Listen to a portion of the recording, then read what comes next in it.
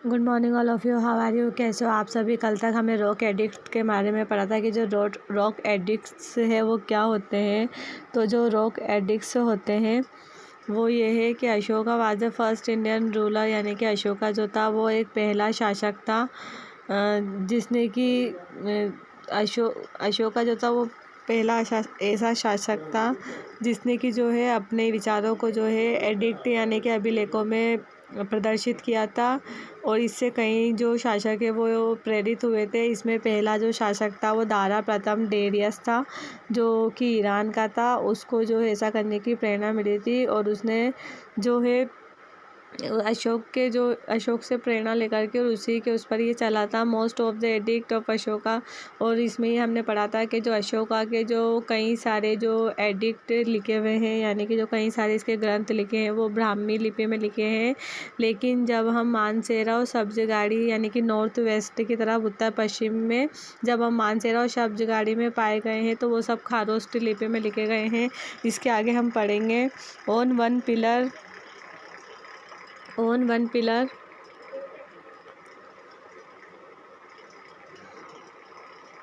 brought from Topera to Delhi, 7 edicts have been inscribed on a single pillar, यानी कि on one pillar एक खंबे पर rock edict Topra से दिल्ली तक 7 खंभों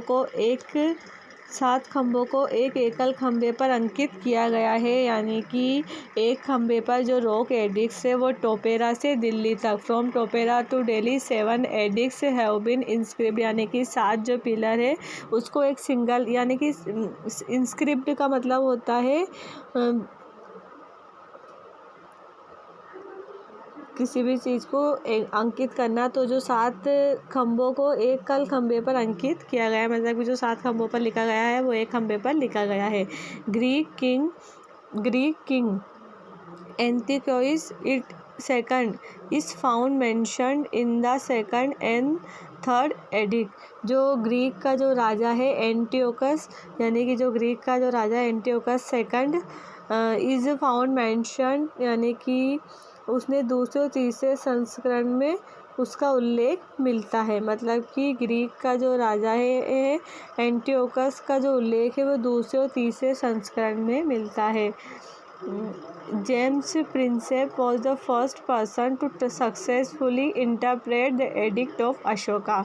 और अशोका के जो एडिक्ट थे, मतलब अशोका के जो ग्रंथ थे उसको हम समझ नहीं पाते थे क्योंकि वो अलग ही भाषा में लिखे गए थे, खारोष्टी और ब्राह्मी लिपि में।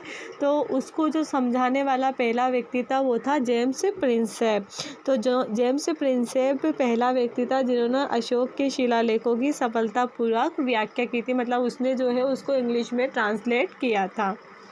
Influenced by Ashoka, King Tisa of Tamrapani, Sri Lanka, adopted the title of देवनामप्रिया।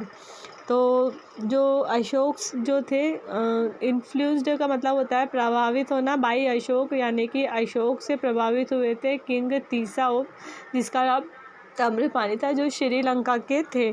तो अशोक से प्रभावित होकर तम्रपानी श्रीलंका के जो राजा है तीसा, उसने देवनाम प्रिया की उपाधि धारण की थी। मतलब कि उसने एक टाइटल धारण किया था, मतलब उसने जो है देवनाम प्रिया, हमने पहले पढ़ा है कि अशोका का नाम जो था वो देवनाम प्रिया भी था।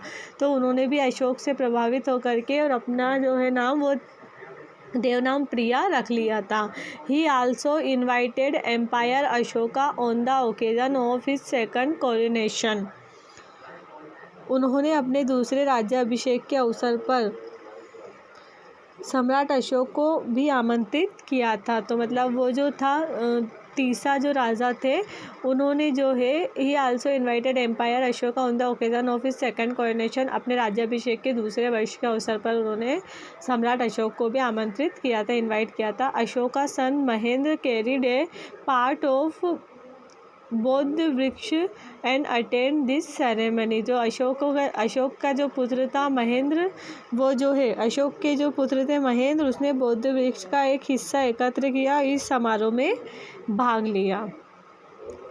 This is regarded to be the beginning of Buddhism in Sri Lanka.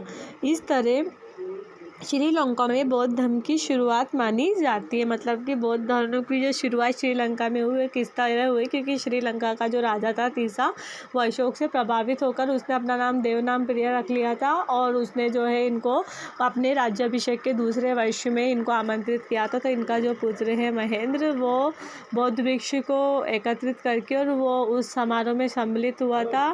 तभी से जो है बौद्ध धर्म का जो प्रसारण है वो श्रीलंका में भी माना जाता है। मतलब श्रीलंका में भी बौद्ध धर्म की शुरुआत हो गई थी।